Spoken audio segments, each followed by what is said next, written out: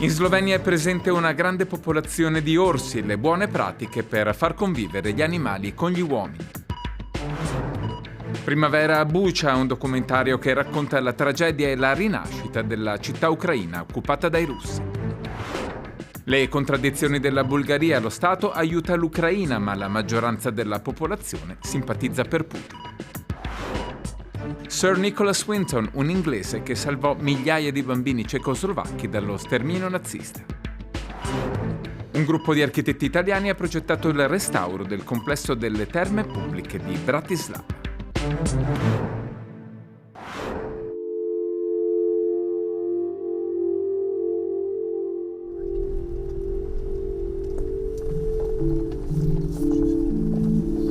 La tragedia in Trentino, un orso che ha attaccato e ucciso un giovane, Andrea Papi, ha riproposto la questione della convivenza tra gli uomini e i grandi carnivori.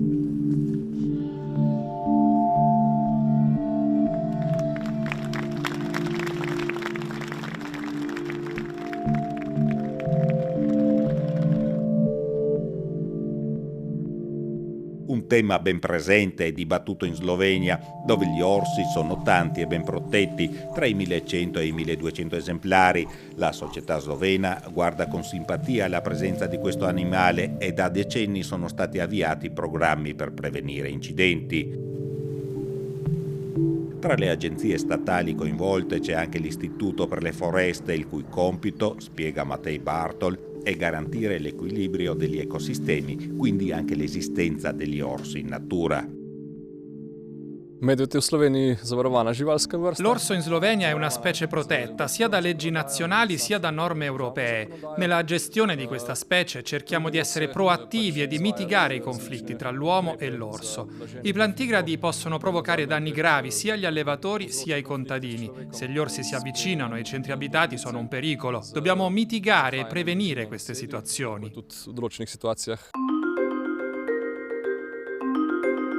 In Slovenia sono state avviate campagne informative sui comportamenti da tenere per evitare incidenti con gli orsi. Nel paese ogni anno si registrano 2 o 3 attacchi di orsi alle persone. Dal 1945 ad oggi ci sono stati 3 attacchi mortali, l'ultimo nel 1987. Per evitare disgrazie sono stati predisposti dei protocolli di sicurezza per i casi in cui gli orsi si dovessero avvicinare troppo ai centri abitati.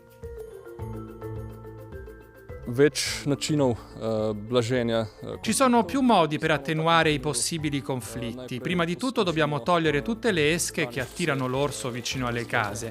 L'animale non deve trovare cibo, quindi dobbiamo togliere i cassonetti dei rifiuti e chiudere gli animali domestici. Dobbiamo prevenire che l'orso si avvicini all'uomo. Quando l'orso non ha più paura dell'uomo, allora deve essere abbattuto.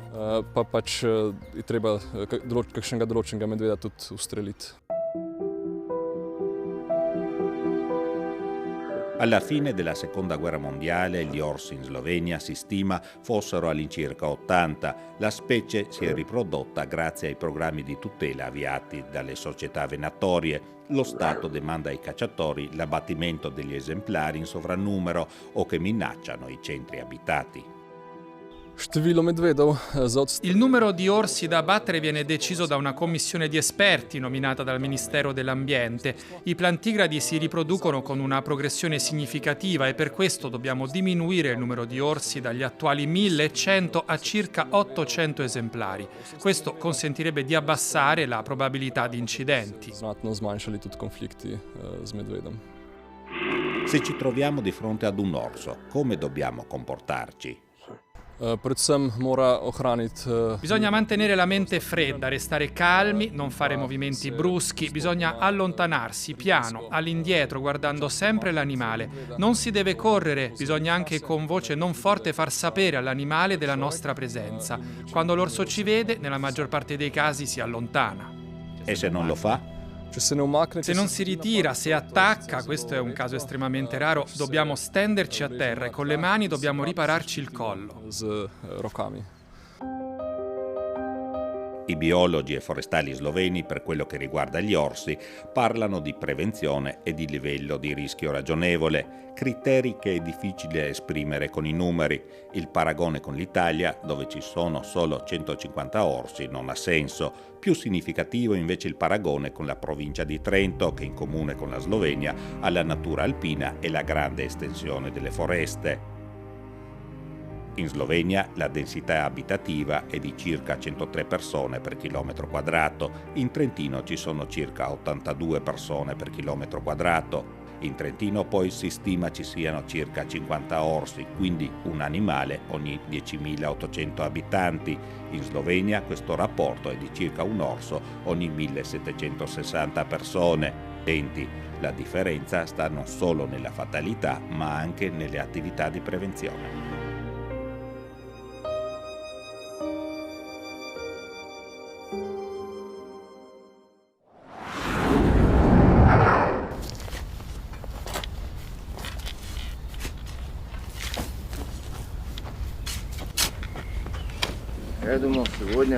I was overwhelmed by what I saw. Ero sopraffatta da quello che ho visto, dalle dimensioni della tragedia, ma come artista e regista era mia responsabilità raccontare quello di cui sono stata testimone. To make something out of it.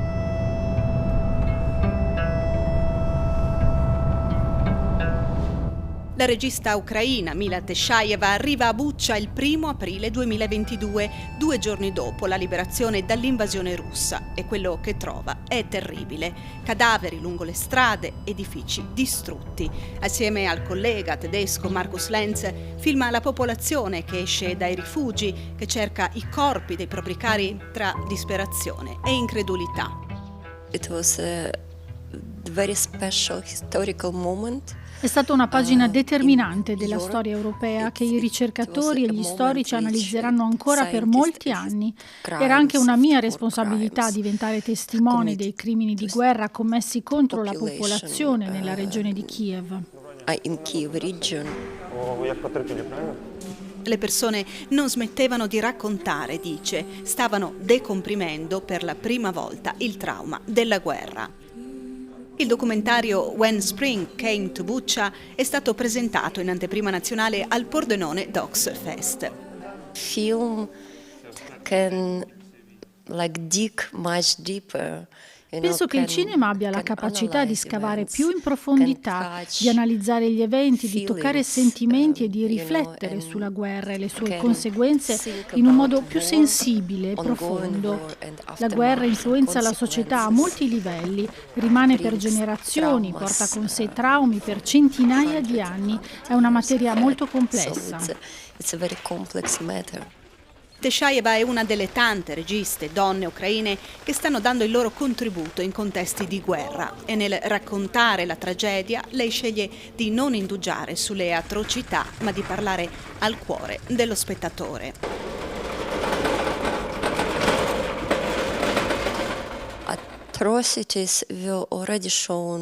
Le atrocità sono già state mostrate nei notiziari, le persone si abituano a quelle immagini, ma le storie personali vanno in profondità nelle nostre anime, rimangono nella nostra memoria perché ci possiamo identificare, e questo è quello che è successo a Bucha.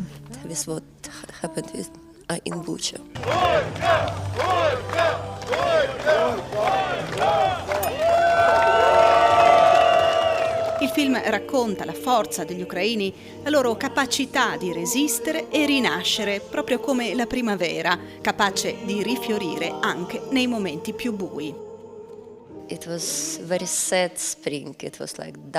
Era una primavera molto triste, scura, una primavera piena di morte, ma anche una primavera di rinascita. Era come se la natura e le persone si fossero uniti per ripulire il disastro lasciato dall'esercito russo, seppellire i morti e piantare fiori. Il nostro film ha molto a che fare con la capacità della vita di vincere sulla morte. That life overcome death.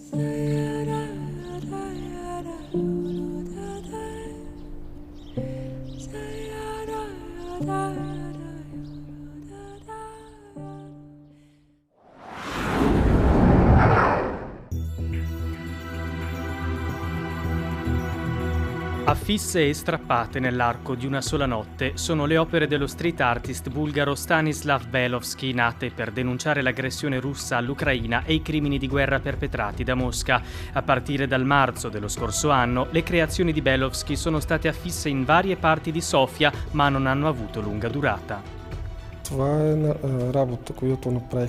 Quello che mi ha colpito è che nel giro di pochissimo tempo queste opere sono state strappate, vandalizzate da alcuni, mentre altre persone hanno cercato di rimetterle insieme. Credo che questo rappresenti bene la schizofrenia della Bulgaria negli ultimi mesi, lacerata tra chi sostiene l'Ucraina e l'Occidente e chi invece sta con la Russia. Una parte dell'opinione pubblica qui in Bulgaria non crede che la guerra esista. Ci sono alcuni che dicono che la guerra in realtà non è mai iniziata, che si tratta solo di una creazione cinematografica, di propaganda. Le creazioni di Belovsky sono state recentemente esposte al Museo d'Arte Contemporanea di Sofia ed esprimono lo stato d'animo e l'atteggiamento di quella parte della società bulgara che guarda a Mosca con sempre maggiore preoccupazione. È la Russia l'aggressore e vorrei vedere più sostegno all'Ucraina, ma non sono sicura che la mia posizione sia condivisa dalla maggioranza. In confronto ad altri paesi europei non penso che stiamo facendo abbastanza per sostenere l'Ucraina. Piuttosto direi che stiamo facendo il contrario, cioè supportiamo la Russia. La politica qui da noi ha troppa paura di prendere posizione e la guerra intanto sta esacerbando gli animi di tutti noi.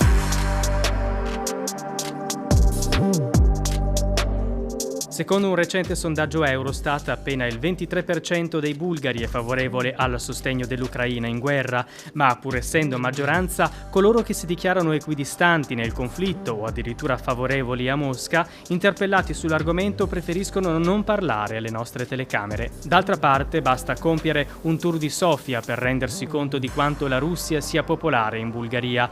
Sofia pullula di statue, chiese e strade intitolate a personaggi e luoghi iconici della storia e della cultura russe, un legame viscerale, quello tra i due paesi, rafforzato dalla totale dipendenza energetica del paese balcanico dal gigante russo, come spiega Costanza Rangelova, esperta di politiche energetiche.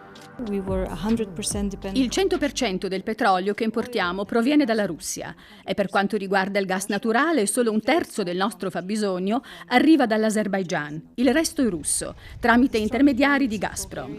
Tutto ciò ci rende molto vulnerabili e Mosca ha sfruttato questa situazione facendo della Bulgaria un cavallo di Troia all'interno dell'Unione Europea. Quando sono state votate le sanzioni sulle fonti di energia dalla Russia, Sofia ha ottenuto una deroga grazie alla quale l'import di greggio dalla Russia è addirittura aumentato. Nel 2022 la Bulgaria è stata il maggiore acquirente di petrolio russo dopo Cina e India. Un'arma, quella dell'energia, che Mosca non ha esitato a usare, come dimostra la chiusura dei rubinetti del gas verso il paese balcanico nell'aprile dello scorso anno come ritorsione per l'appoggio garantito dalla Bulgaria all'Ucraina nelle prime fasi del conflitto. L'allora primo ministro bulgaro, Kirill Petkov, garantì all'esercito ucraino munizioni e carburante per i mezzi militari, forniture rivelatesi fondamentali per frenare l'avanzata russa verso Kiev e preparare la resistenza. Ma la rappresaglia sul gas ha sortito i suoi effetti e ad agosto Petkov è stato affossato da un voto di sfiducia. Il governo che gli è succeduto si è invece detto favorevole al ripristino delle forniture dirette di gas dalla Russia, confermando che la Bulgaria resta in mezzo al guado, divisa tra chi guarda a Occidente e chi non smette di sognare Mosca.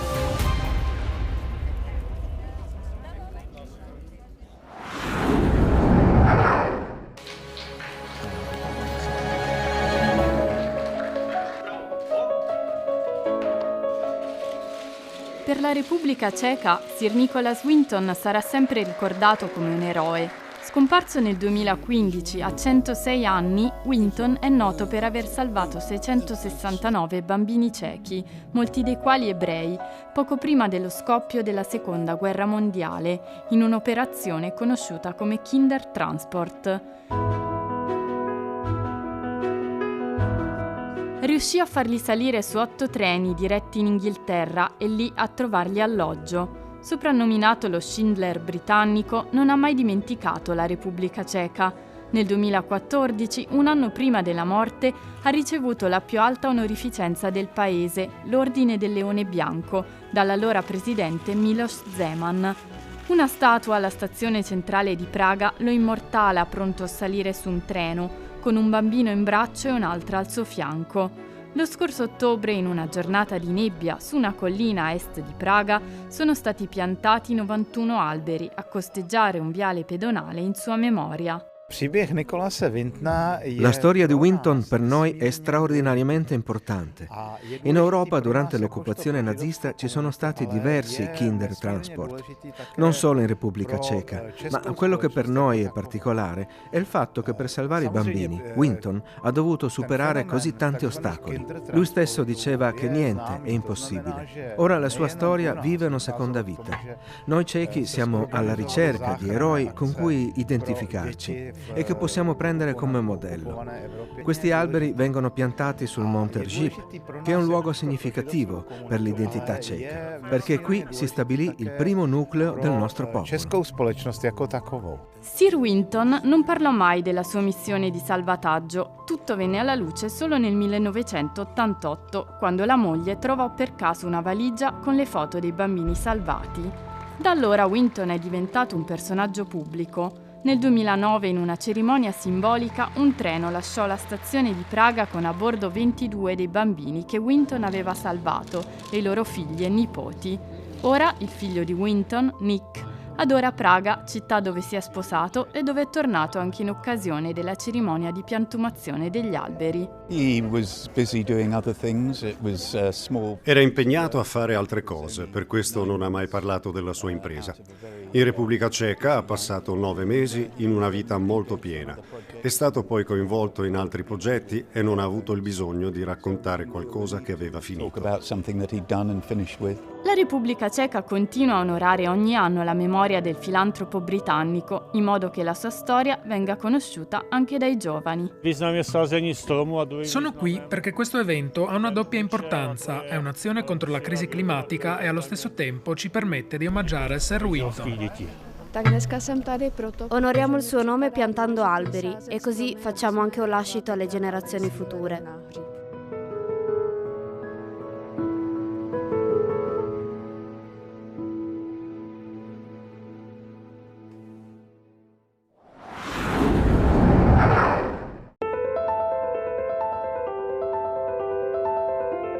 Interpreti del design italiano a Bratislava, 3 giovani architetti toscani, Francesco Polci, Paola Chiriatti e Antonio Salvi dello studio Ops Architettura.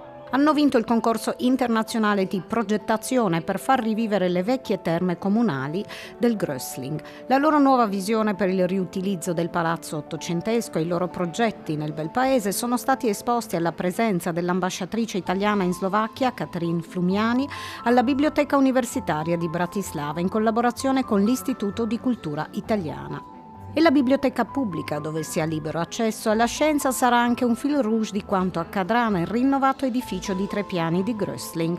Francesco Polci spiega come si sono immaginati di trasformare una struttura oggi fatiscente in un'occasione per il cittadino. Certamente ce lo siamo immaginati partendo da indirizzi, le richieste che il comune di Bratislava, quindi la città, avevano fatto a base di concorso nel 2020.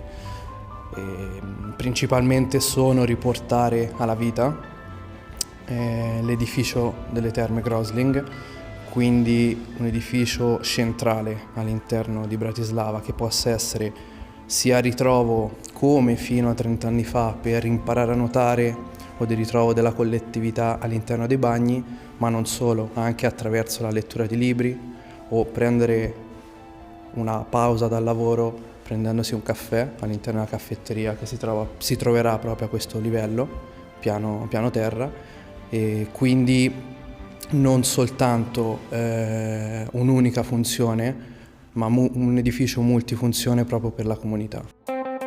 Incontriamo Paola Chiriatti al 3° piano. Questo è proprio il punto di congiunzione in cui la parte della Biblioteca Nazionale, una collezione che verrà studiata appositamente, e l'altra parte di Grösling che invece è dedicata in questo piano ai massaggi, quindi una parte semi-autonoma che poi si può ricollegare a tutto il complesso attraverso una terrazza a prendisole nella parte terminale della parte dei massaggi, e quindi la sfida proprio è quella di cercare di non far sì che una predomini sull'altra. Questo è uno degli scenari più importanti, visto la situazione esistente e soprattutto questa che vedete, la sitting pool area e la piscina per il nuoto qui accanto, sono le due principali zone da preservare e recuperare. L'idea principale è stata, seguendo le altre indicazioni di progetto, demolire questa parete, le arcate alla mia sinistra, per creare un giardino esterno che possa mettere in collegamento questa zona con la parte della piscina per il nuoto e avere, dare a tutto il complesso un'area esterna per il riposo e per vivere la parte verde vegetale delle terme. Ci sarà ancora una terza piscina che attualmente non esiste. Sì, quello è questa loggia, questo spazio voltato con gli archi, e inserirci all'interno una nuova piscina che a sua volta sarà contenuta in una di queste serre. I 3 architetti sono ora impegnati nella stesura del progetto esecutivo che dovrebbe concludersi entro la fine dell'anno. Quindi il Comune, che ha a disposizione un budget di oltre 15 milioni di euro per Grösling, bandirà le gare d'appalto per l'esecuzione dei lavori. La direzione dei lavori sarà seguita dai progettisti.